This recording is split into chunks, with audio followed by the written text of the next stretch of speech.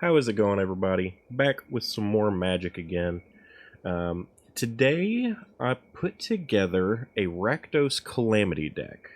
If you're not familiar, it's a deck that started being built during Outlaws of Thunder Junction with the release of Calamity Galloping Inferno. This card is, I wouldn't say the linchpin of the deck, but it has a lot to do with why it's constructed the way it is. Calamity has haste. It is a 4/6 mount horse and costs 6 mana. When you attack with it, if it was mounted, and the creature that it was mounted with is a non-legendary creature, it will create 2 tapped and attacking tokens of that creature. Therefore, any of these creatures, as long as they're non-legendary, the only other legendary in this deck is Magda, you'll get 2 of them tapped and attacking along with Calamity.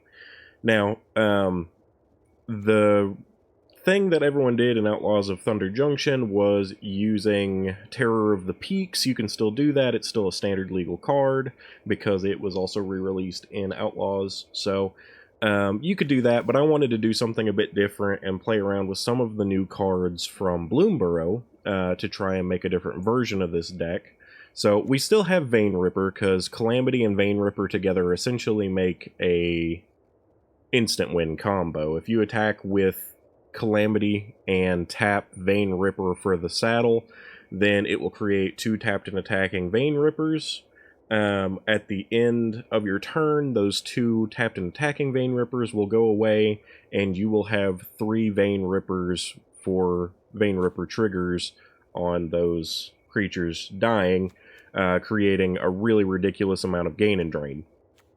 Along with that, so that'll pretty much instantly win. You've got 3, let's see, you got 6 and 6, 12 attacking, plus the 4 from the horse, and then you get 2 death triggers, assuming nothing else dies, which usually something else does, which triggers 3 times each, I think. Maybe I'm wrong on that, but it's a really significant amount of damage very quickly. But what I actually built this deck around, because these are kind of more like a fun flavor to it, is the Rottenmouth Viper. Now, I do wish that I had one more Rottenmouth Viper to include in this deck. I don't get to see it nearly enough in the games that I play, unfortunately. But so if you try building this, I would build it with 3 at least. I'm still trying to get a 3rd one, and I don't have the wild cards for it yet. But regardless of that, this deck's still very fun. Rottenmouth Viper is a new Bloomburrow card that when it enters the battlefield, I'll just read the ability. As an additional cost to cast this spell, you may sacrifice any number of non-land permanents. This spell costs 1 less to cast for each permanent sacrificed this way. So, to play around that, I have things like Greedy Freerooter. When it dies, you create a treasure token.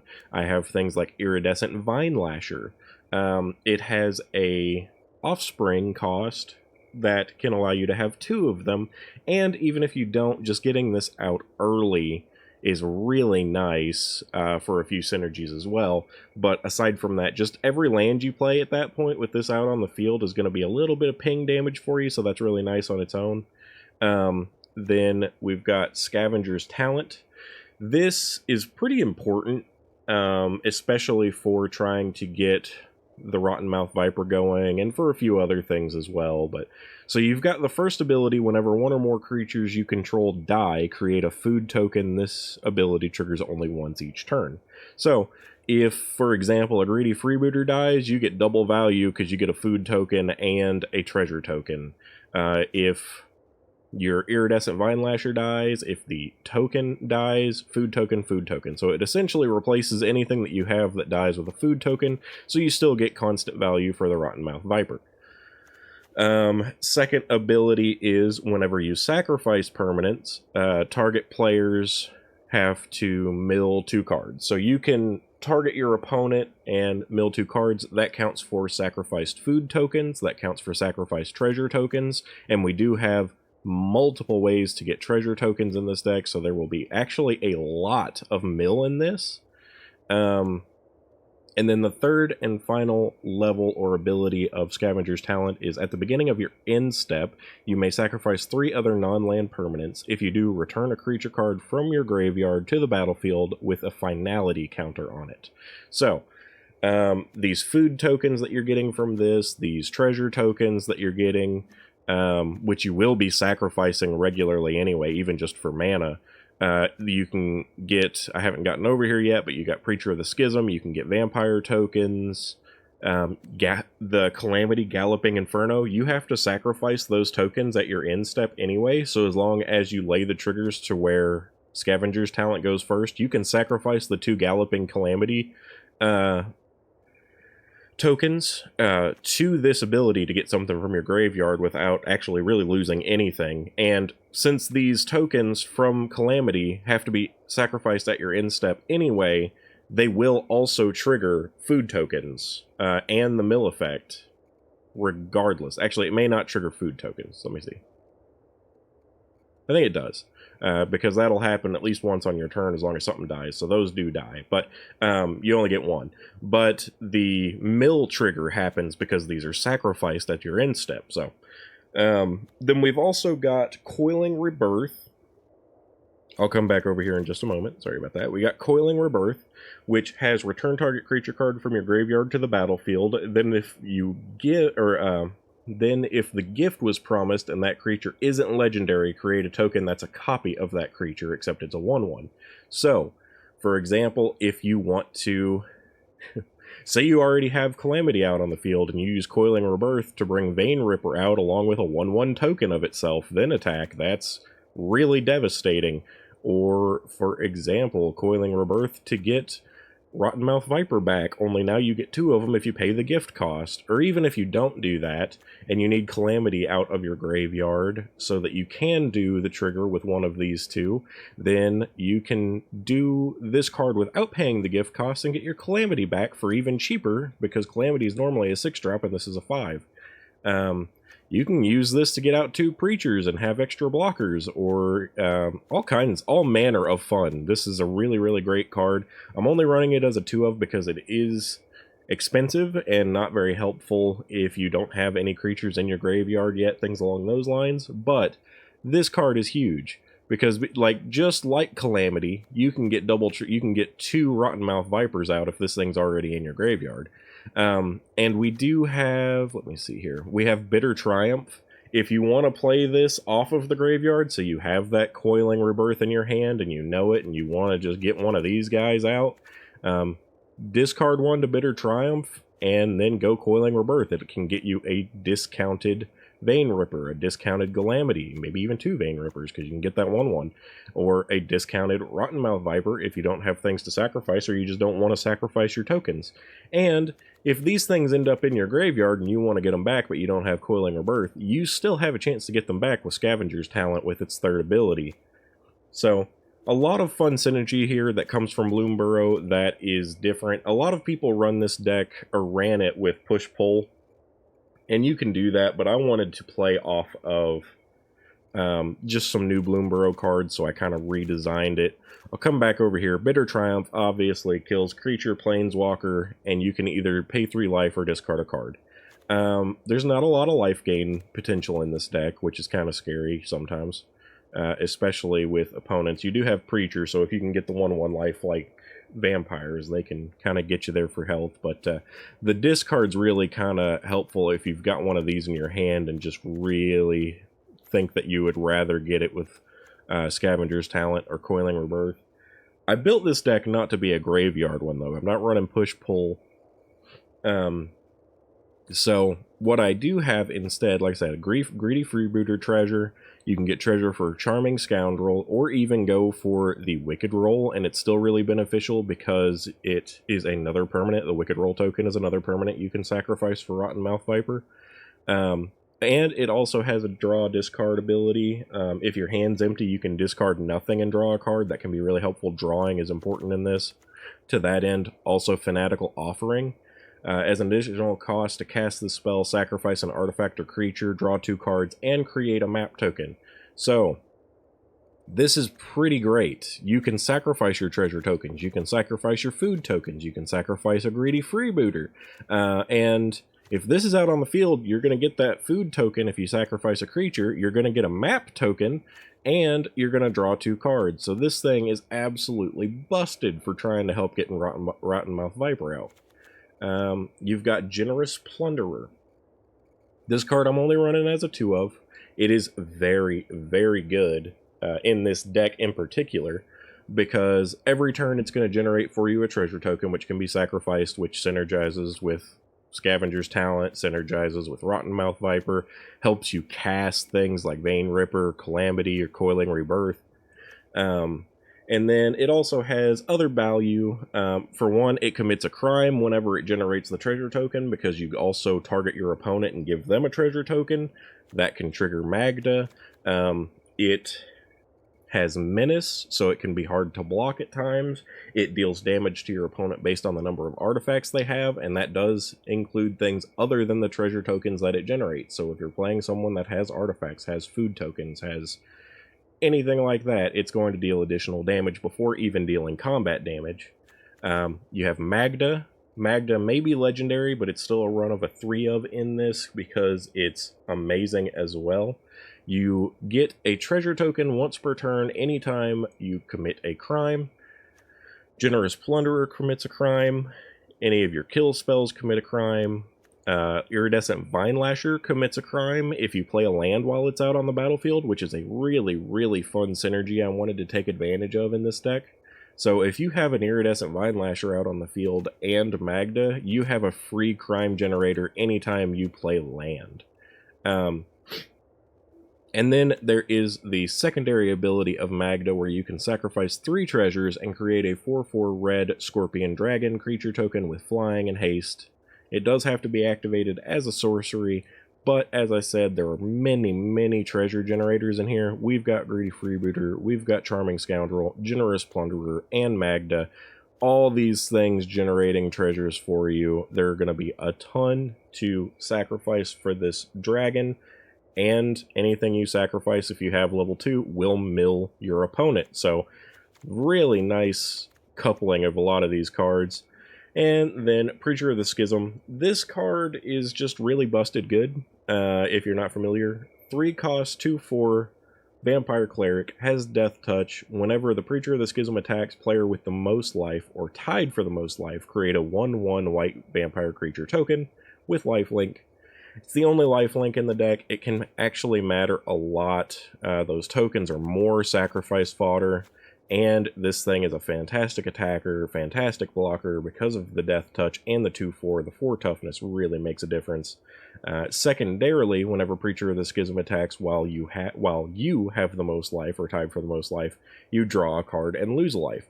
So this is also another card draw engine in the deck, which is very important too, so that you don't just get mana flooded.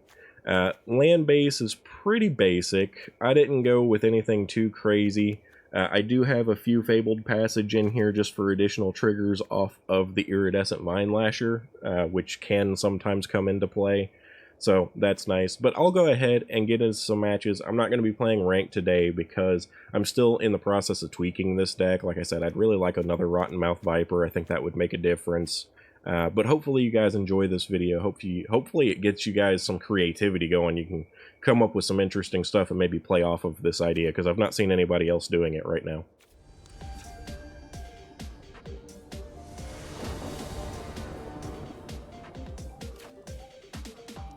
Alright, opponent goes first, which is crap, but we've got an interesting start here. I'll keep it. Wish I had a 1-drop, may draw one.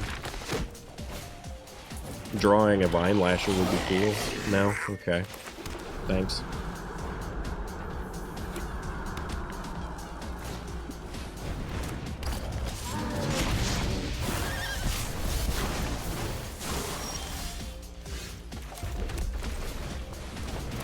Still think the treasure token's probably the right way to go here.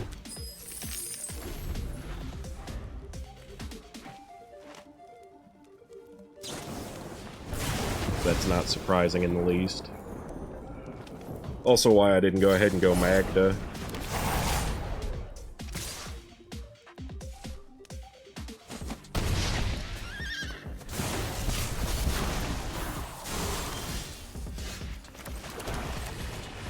Get a little preacher going. He's got death touch, so regardless of what my opponent does, it's going to kill if he attacks. He's going to kill it by dealing the damage after death to it, too. Joke's on you, I've got another one.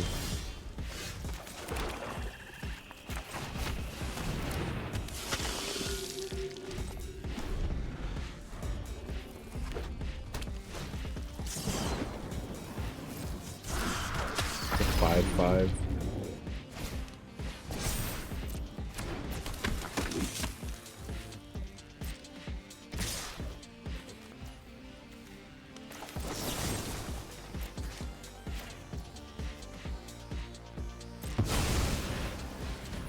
Let me get rid of the Calamity for now.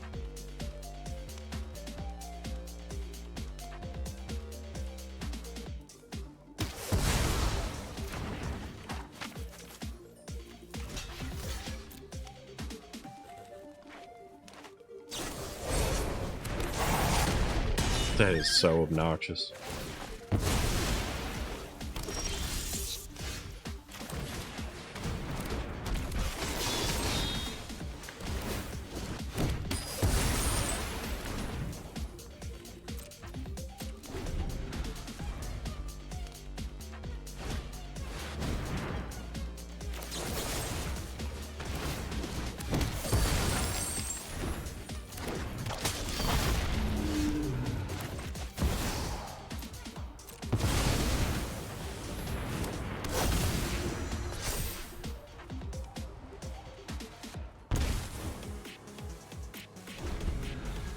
So this may unfortunately turn into a race. It looks that way. I really would love a Vein Ripper right about now. Can I not coiling? Oh, I've only got 4.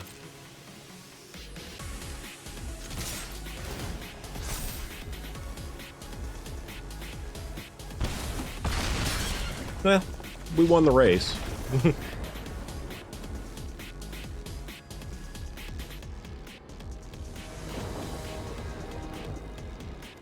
Alright, coming off our first match win, let's see what we've got here. I don't love it, but it seems workable. I'll give it a try. We are going first, which is nice. I hadn't even noticed. I just automatically assume I never go first, so that's always shocking.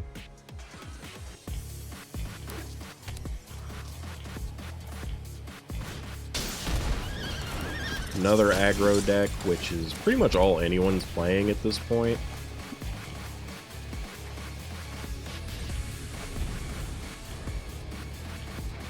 Probably should have went ahead and played Magda.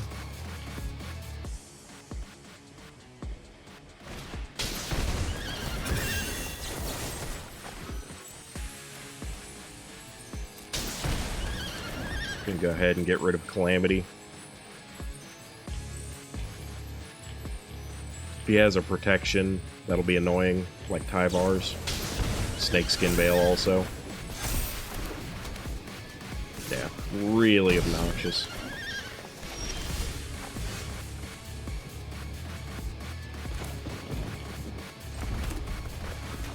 I don't really have much choice here, unfortunately.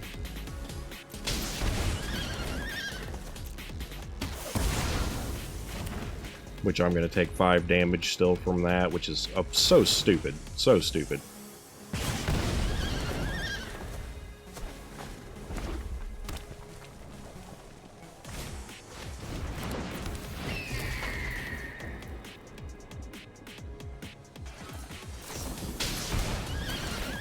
Looking like this may already be a quick wrap-up.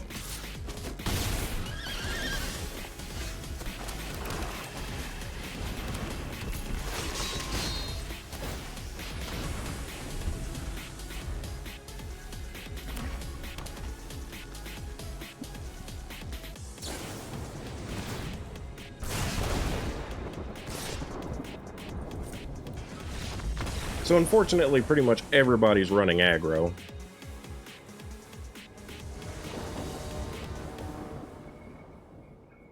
This hand looks good. So we've had a couple of matches so far. I'll probably include at least 2 of them in the video that I've done so far. He's got nothing to grab with that. Both have been against aggro. Unfortunately, that is kind of just all people are playing right now. And there's good decks for it, even I've been playing a lot of it. But this Viper is so much fun. So much fun. I've been trying to build a lot of decks around it. I just want more of them is really the big issue.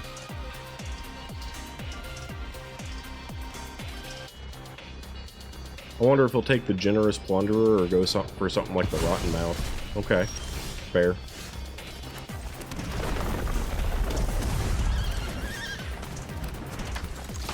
For now, I'm fine with this. I may end up discarding my Vein Ripper for Bitter Triumph, or even just keeping it and taking the 3 damage.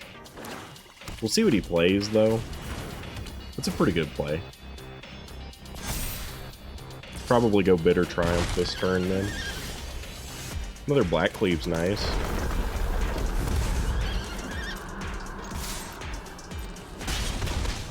Most likely we'll Bitter Triumph on this turn. Just gonna wait and see what he does. Okay. So he's going all in on these tokens. Or on these, like, counters. Just gonna pay the 3.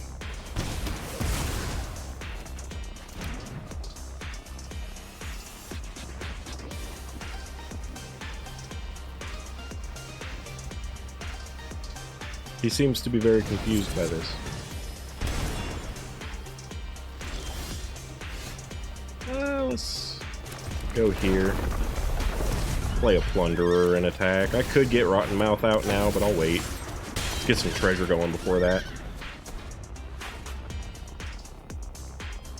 We'll have 6 this next turn if he doesn't get rid of the Plunderer.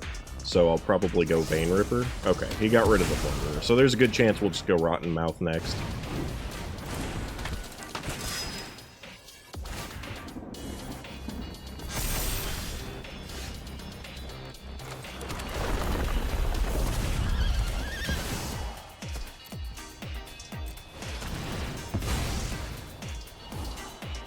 Calamity's pretty great here, too.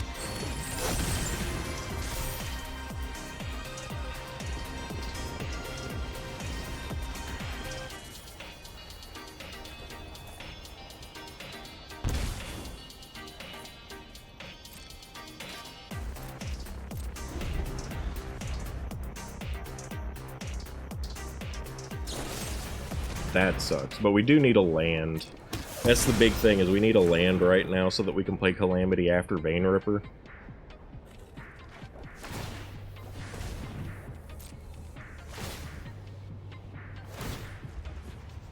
He's got Trample, so there's literally no point in blocking.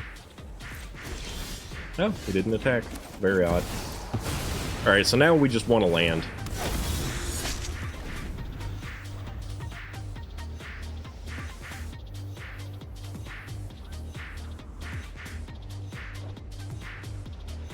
And if we can get a land and get Calamity out with Vein Ripper, we just win.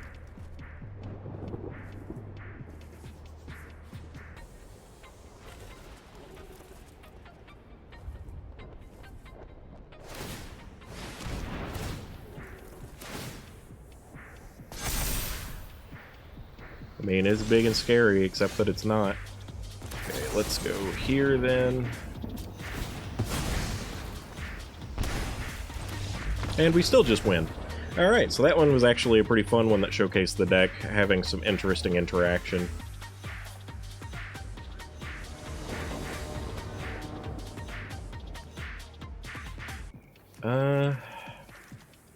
While I don't think this would be bad, I think I'm going to mulligan for a better land start. Yeah, that's pretty doable, and I'll just get rid of the Coiling Rebirth for now. And I am going first, which is pretty nice too, because even against aggro, that can make a huge difference. We are hoping to see something big soon, because we got a lot of the mana geeks, but we need something to play off of them.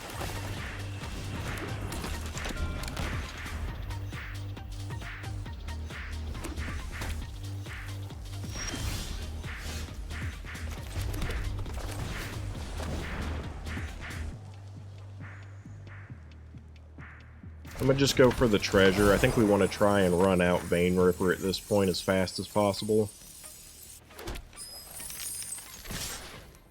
I don't know what he's doing. It's probably mono red aggro, but it could be something else since he didn't play a creature turn 1. We'll let him hit us and see, essentially, there's nothing really else to it.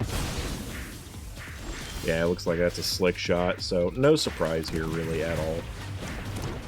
Still gonna just run out and attack, because I can't block a slick shot anyway. Really need some land to generate here. Even just a kill spell for this slick shot would actually be pretty great, because then we could get treasure from Magda. Fanatical Offering would be good, because we could sack the freebooter and get some treasure. Looks like he's going double slick shot into a pump spell probably, or a kill spell. Pretty obnoxious.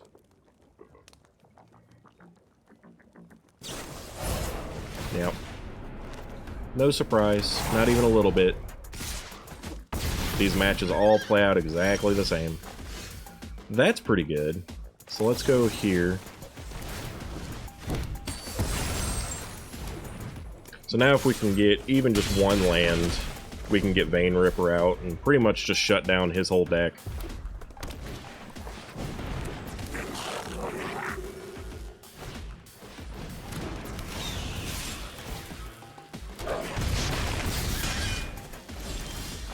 And we got it. So let's see what they do now.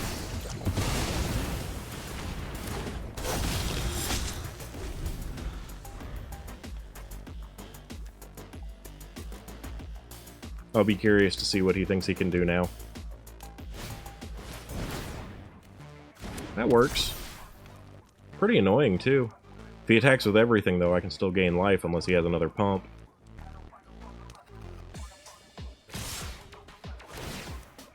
Interesting.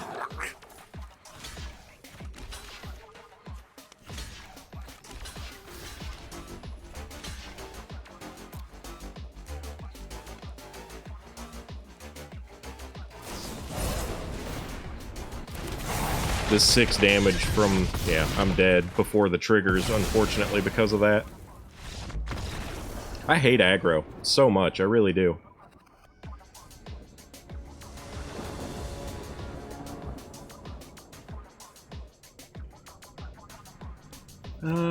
It's a pretty good opening, actually. Not amazing, but I think it's good enough.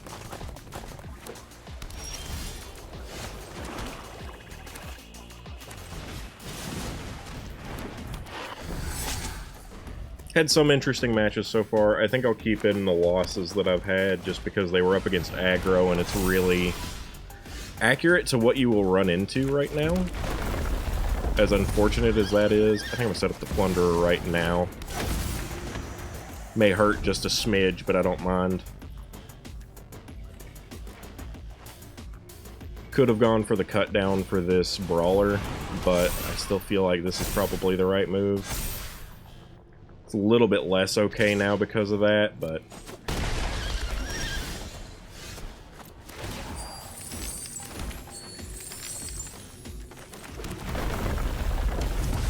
could go ahead with the Rottenmouth Viper, but we would have to get rid of the Generous Plunderer. I think. Let me see here. If I go here, how's that do? Yeah, that won't work. So... that's what I thought. I think I'm gonna attack and discard. For now, what do I discard? Sheesh. Let's discard the cut down. I don't think I'm gonna get much value out of it.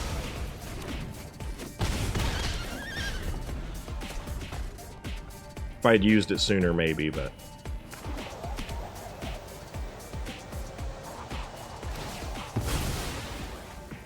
gosh, is that noise I'm hearing his pet? No? What on earth was that?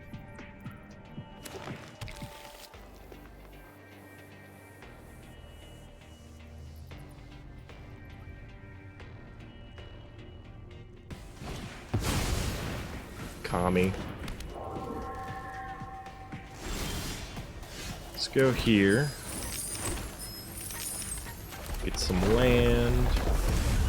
Let's go Vein Ripper. We'll go for Viper next. I don't even really want to lose Plunderer, so we're just going to wait. Because I want to get that Viper out.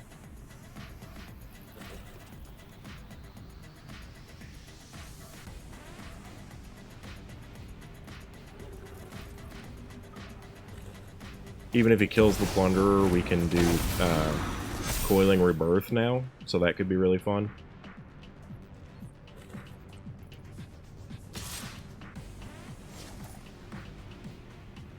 He really shouldn't attack with anything here, in my opinion, but I guess he wants those treasures.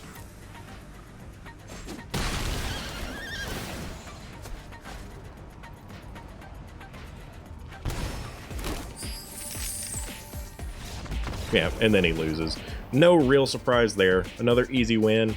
I may play another match or two. We've got 3 wins so far, but let's give it just a couple more, see how we do.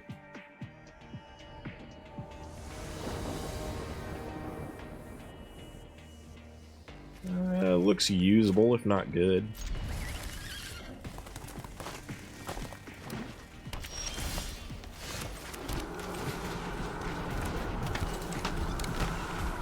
You have somewhat of a chance against a lot of these green decks. They can go really big, or even really wide, depending on what they're doing. In this case, it could be rabbits.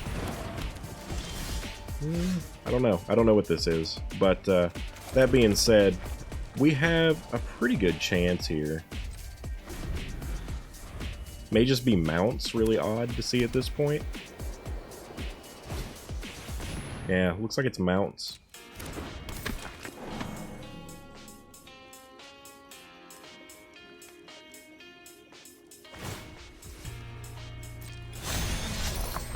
What does it do when it saddles? Scry?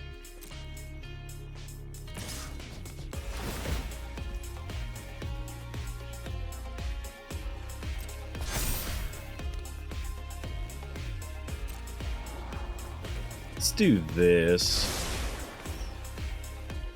I think I'm gonna go for the block and the Fanatical Offering.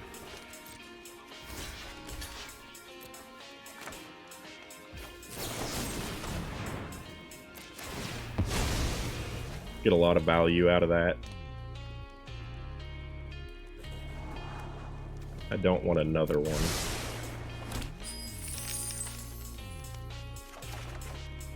It's not terrible. Not terrible at all.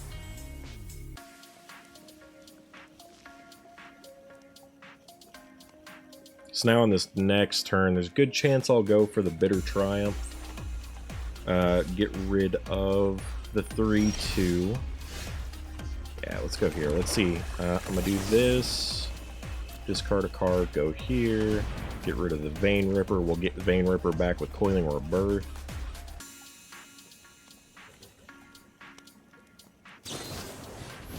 That's pretty unfortunate. Can honestly say I didn't see that one coming.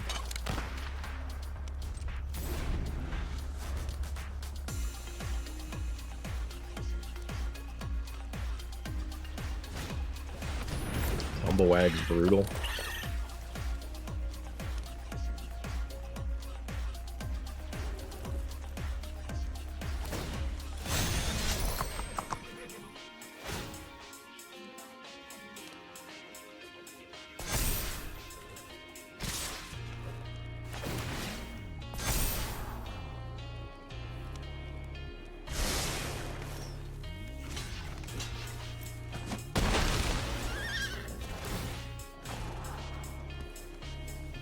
I'll keep Magda because it could come into being helpful once I get Vein Ripper out.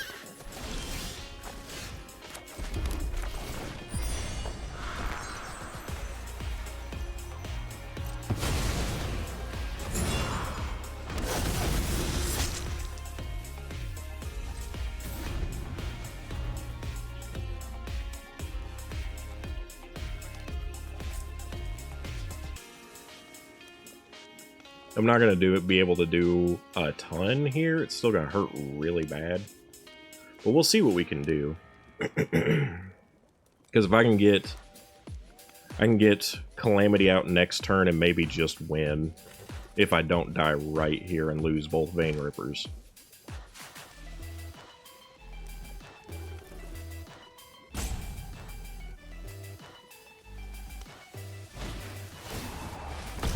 Okay, you've got a sack to do that.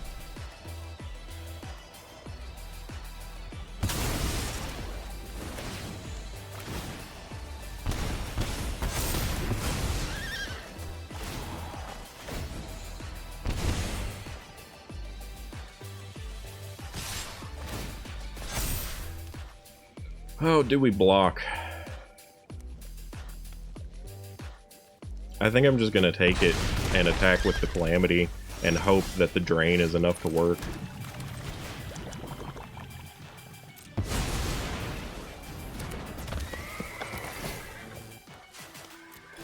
It's not gonna be near as much damage because these are the 1/1s. But let's see, I think that's still enough. Even with 1/1s, that's awesome. Yeah, because we still had a lot more triggers to go there. So, another win. Got 4 wins, 2 losses. I'll go ahead and stop there so that I can get this edited and uploaded today. But I hope you guys enjoyed it. Like I said, a very interesting deck.